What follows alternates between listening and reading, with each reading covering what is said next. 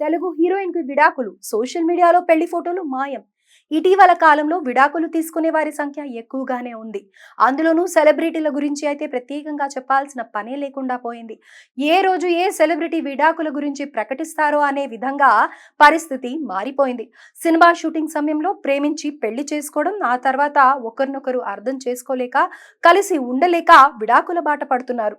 చాలా మంది సెలబ్రిటీల జీవితాలు ఇలాగే ఉన్నాయి. భాషతో సంబంధం లేకుండా సెలబ్రిటీలు చాలా మంది విడాకులు తీసుకుంటున్నారు. తాజాగా వెలుగులోకి ఒక హీరోయిన్ విడాకులు తీసుకున్నారనే విషయం ఇండస్ట్రీలో హాట్ టాపిక్ గా మారింది.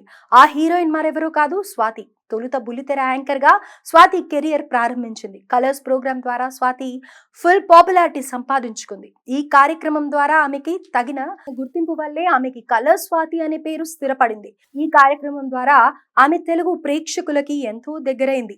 నటిగా, వ్యాఖ్యాతగా, గాయకురాలిగా, డబ్బింగ్ కళాకారిణిగా ఇండస్ట్రీలో తనకంటూ ప్రత్యేక గుర్తింపు దక్కించుకుంది స్వాతి.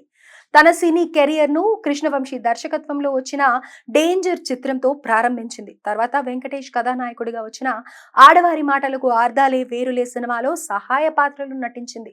అష్టాచెమ్మ చిత్రంతో స్వాతికి మంచి గుర్తింపు లభించింది. ఆమె నటనకు విమర్శకులు ప్రశంసలు లభించాయి. కార్తికేయ ఈ చిత్రం స్వాతి కెరీర్ లో మరో మైలురాయి.